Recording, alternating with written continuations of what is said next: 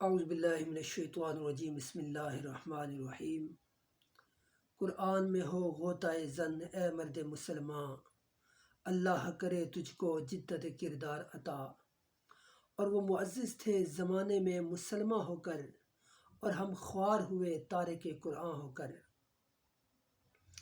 قرآن مجید فرقان حمید خالق کائنات کی آخری کتاب ہے، اور یہ کتاب ہدایت ہے۔ یہ کتاب تبیان لکل شیء ہے کہ جس کے اندر ہر شے کا بیان موجود ہے۔ یہ کتاب خالق کائنات نے حضور صلی اللہ علیہ وسلم پر نازل فرمائی، اور یہ کتاب حضور صلی اللہ علیہ وسلم کے معجزات کبریٰ میں سے ایک بہت بڑا معجزہ ہے کہ جو آج تک محفوظ ہے، اور تا صبح قیامت اس کے اندر کسی قسم کا تغیر تبدل نہیں ہو سکتا۔ باقی کتابیں کیا ہیں، ساری کی ساری ان کے اندر بہت سی چینجنگ آ چکی ہیں، ان میں بہت سی الٹریشنز ہیں، ان میں بہت سے رد و بدل ہیں، لیکن قرآن مجید فرقان حمید یہ وہ کتاب ہے کہ جو آج تک اس کا ایک لفظ بھی کوئی تبدیل نہیں کر سکا، اور نہ ہی کوئی کر سکے گا، کیونکہ خالق کائنات نے اس کی حفاظت کا ذمہ خود لیا، اور فرمایا کہ انا نحن نزلنا الذکر و انا لہ لحافظون، کہ ہم نے اس قرآن کو نازل کیا اور ہم ہی اس کے محافظ ہیں۔ خالق کائنات نے اپنے بندوں کے ذریعے سے اس قرآن پاک کو کیا کر دیا، محفوظ کر دیا۔ آج ایک چھوٹا سا بچہ، 4 سال کا، چھوٹا سا 10 سال کا بچہ جو ہے وہ قرآن پاک کو اپنے سینے میں محفوظ کرتا ہے، اور محفوظ کر کے وہ ڈنکے کی چوٹ پہ وہ بے بانگ دہل یہ اعلان کر سکتا ہے کہ یہ وہی قرآن ہے جو آج سے 14 صدیاں قبل پیغمبر انقلاب حضور صلی اللہ علیہ وسلم پر نازل ہوا۔ کوئی بھی عیسائی، کوئی بھی یہودی یہ جو ہے وہ کلیم نہیں کر سکتا کہ یہ ان کی جو بائبل ہے، اولڈ ٹیسٹامنٹ، نیو ٹیسٹامنٹ، ان کی تورات، زبور، انجیل وہی ہیں جو ان کے انبیاء پر نازل ہوئی تھی۔ ٹھیک ہے، یہ کلیم نہیں کر سکتا۔ اگر پوری دنیا میں آپ گھومیں گے، پوری دنیا میں آپ کو کوئی بھی تورات کا حافظ، زبور، انجیل کا حافظ نہیں ملے گا، بائبل کا حافظ آپ کو نہیں ملے گا، لیکن آپ عالم کفر کے اندر بھی چلے جائیں گے تو وہاں پہ بھی آپ کو حافظ قرآن ضرور ملے گا۔ تو خالق کائنات نے اس قرآن پاک کو اپنے بندوں کے ذریعے سے کیا کر دیا، محفوظ کر دیا ہے۔ اور یہ قرآن اللہ تعالیٰ کی طرف سے ہمارے اوپر ایک بہت بڑی اللہ تعالیٰ کا کیا ہے، ایک اللہ تعالیٰ کی نعمت ہے ہمارے اوپر۔ اور اللہ تعالیٰ فرماتا ہے کہ جب تمہیں میری طرف سے کوئی نعمت ملے، خوشی ملے، نعمت ملے تو تم اس کے اوپر خوشی کرو۔ تو اس بنا پر ایک بڑی ذمہ داری ہمارے اوپر عائد ہوتی ہے کہ اس نعمت عظمیٰ کے حقوق کی کما حق ادا کرنے کی کوشش کیسے کی جائے، مطلب کہ اس کے کچھ حقوق ہیں، کچھ رائٹس ہیں۔ وہ رائٹس کیا ہیں؟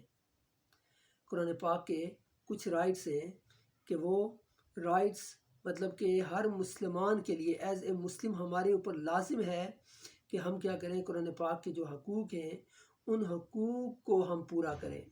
اور وہ حقوق کیا کیا ہیں؟ ان میں سب سے پہلا حق جو ہے وہ ایمان لانا ہے، قرآن پاک کے اوپر ایمان لانا ہے۔ ایمان کے 3 درجات ہیں۔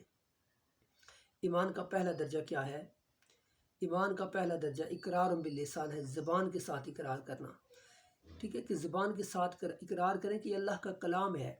تصدیق بالقلب ہے کہ ہم کیا کریں، دل کے ساتھ یہ تصدیق کریں کہ یہ اللہ تعالیٰ کا کلام ہے، اس کے اوپر ایمان لانا۔ اور تیسرا کیا ہے، الاعضاء بالجوارح، کہ پریکٹیکلی ہم کیا کریں، اس کی جو انسٹرکشنز ہیں، جو اللہ تعالیٰ کی کمانڈمنٹس ہیں، ہم ان کو اپنی لائف کے اوپر کیا کریں، اپلائی کریں۔ پریکٹیکلی ہم کیا کریں، اس انسٹرکشن کو، ان کمانڈمنٹس کو ہم فالو کریں، ان کے مطابق ہم زندگی گزاریں۔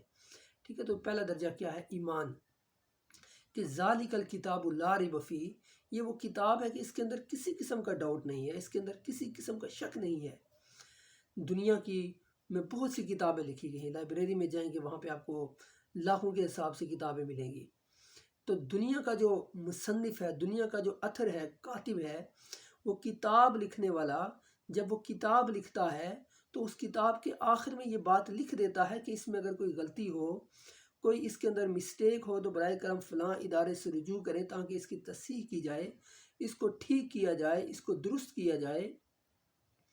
لیکن کیونکہ انسانی ذہن ہے، اور انسانی ذہن، انسان خطا کا پتلا ہے، انسان غلطی کر سکتا ہے، اس سے غلطی ہو سکتی ہے، لیکن یہ جو کلام ہے قرآن پاک، یہ اللہ تعالیٰ کی طرف سے ہے، یہ الہامی کتاب ہے، اور خالق کائنات نے جب اس کتاب کا آغاز فرمایا تو اس کتاب کے پہلے صفحے پر ہی یہ بات لکھ دی کہ ذالک الکتاب لا ریب فیہ، کہ یہ وہ کتاب ہے کہ اس میں کسی قسم کا شک ہے ہی نہیں، یہ ہر قسم کے شک سے، یہ ہر قسم کے عیب سے کیا ہے، یہ مبرہ ہے، یہ منزہ ہے، یہ ہر قسم کے ڈاؤٹ سے، یہ ہر قسم کی الٹریشن سے، یہ ہر قسم کی چینجنگ سے کیا ہے، یہ پاک ہے، یہ صاف ہے، اس میں کسی قسم کا ڈاؤٹ نہیں ہے۔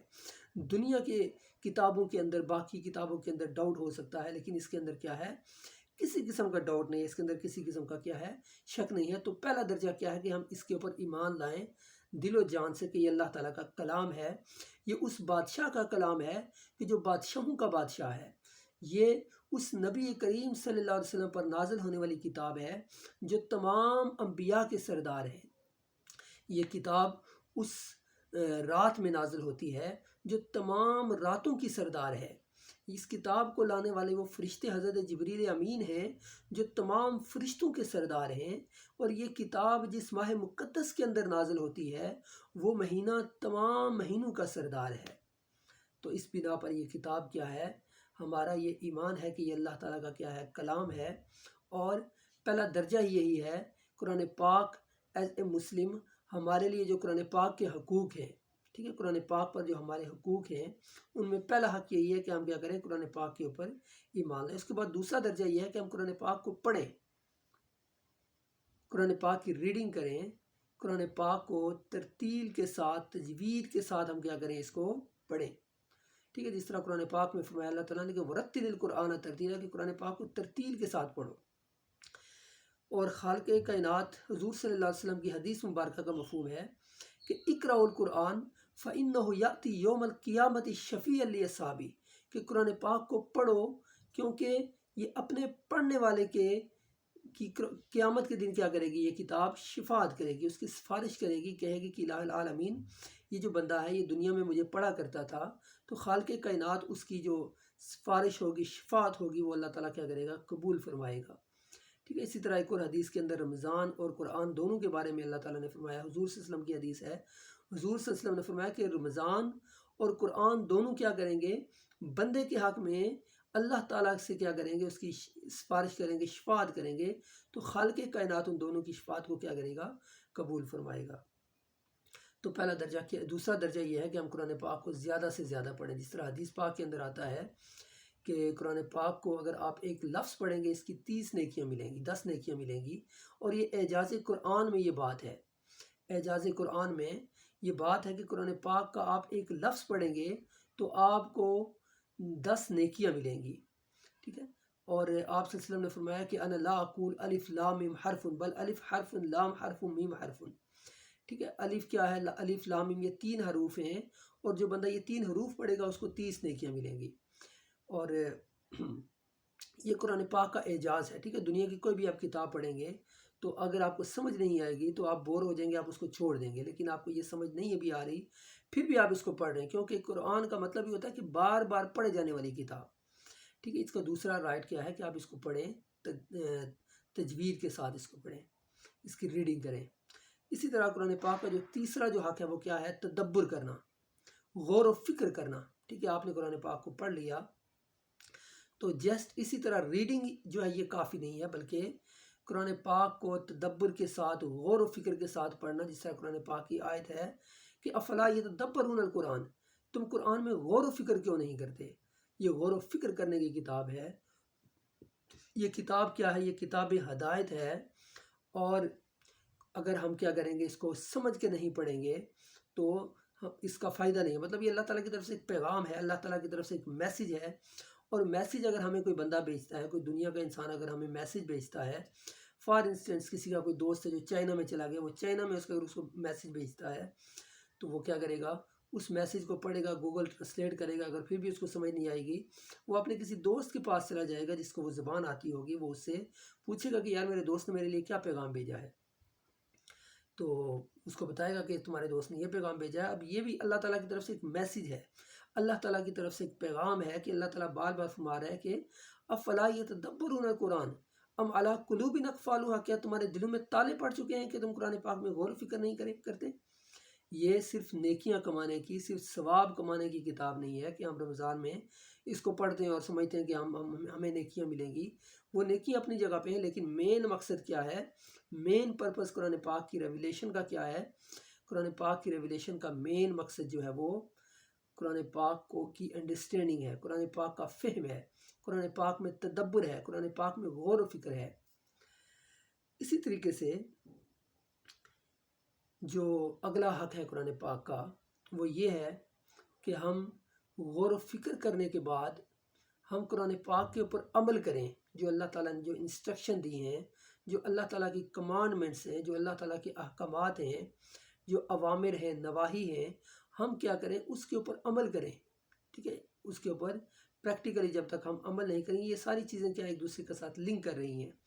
اگر عمل نہیں کریں گے تو اسی طریقے سے اس کو پڑھ لینا، سمجھ لینے کا فائدہ نہیں ہے اگر عمل نہیں کریں گے تو۔ اس کے بعد جو 5واں رائٹ ہے قرآن پاک کا وہ یہ ہے کہ ہم کیا کریں؟ پڑھنے کے بعد، سمجھنے کے بعد ہم کیا کریں؟ غور و فکر کرنے کے بعد، ٹھیک ہے، اس کے اوپر پریکٹیکلی عمل کرنے کے بعد ہم کیا کریں؟ ہم اس کو آگے لوگوں تک پہنچائیں۔ جس طرح حضور صلی اللہ علیہ وسلم کی حدیث مبارکہ کا مفہوم ہے کہ بلغوا عنی ولو آیا، ٹھیک ہے، کہ پیغام کیا کرو؟ جو دین کا پیغام ہے وہ لوگوں تک پہنچاؤ، اگرچہ وہ ایک آیت ہی کیوں نہ ہو۔ تو یہ پورا اس کا مقصد یہ ہے کہ ہم کیا کریں؟ قرآن پاک کو پڑھنا شروع کریں، اور مین چیز کیا ہے اس میں کہ ہم قرآن پاک کو غور کے ساتھ پڑھیں، تفکر کے ساتھ، تدبر کے ساتھ پڑھیں۔ ایک بندہ جو ہے اس کی عمر تقریباً 80 سال ہے، پوری زندگی اس کی گزر گئی ہے، اور اس نے قرآن پاک کو فار انسٹنس 1000 مرتبہ پڑھا، ٹھیک ہے، اس نے کوئی مطلب کہ اسی طرح ریڈنگ کرتا رہا، اس نے ترجمہ نہیں پڑھا، تشریح نہیں پڑھی۔ اور اسی طریقے سے ایک اور بندہ ہے، اس کی عمر بھی تقریباً اتنی ہو چکی ہے، لیکن اس نے قرآن پاک کو صرف ایک مرتبہ پڑھا، اور وہ ایک مرتبہ جو اس نے پڑھا وہ قرآن پاک کو غور و فکر کے ساتھ پڑھا، وہ اس نے تدبر کے ساتھ پڑھا، ترجمے کے ساتھ پڑھا، اس نے قرآن پاک کی جو ٹرانسلیشن ہے، جو اس کی انٹرپریٹیشن ہے، تفسیر ہے، اس کو فہم کے ساتھ، تدبر کے ساتھ، انڈرسٹینڈنگ کے ساتھ پڑھا۔ تو ان دونوں میں سے ظاہری سی بات ہے وہ بندہ افضل ہوگا، وہ بندہ اعلیٰ ہوگا، وہ بندہ اللہ کے حضور مقبول ہوگا کہ جس نے کیا کیا ہوگا؟ قرآن پاک کا حق ادا کیا۔ اس کا حق یہ ہے کہ اس کو غور و فکر کے ساتھ، تدبر کے ساتھ، سمجھ کے ساتھ اس کو کیا کیا جائے؟ پڑھا جائے۔ اللہ تعالیٰ سے دعا ہے کہ اللہ تعالیٰ کیا ہمیں اعمال صالحہ کی توفیق عطا فرمائے۔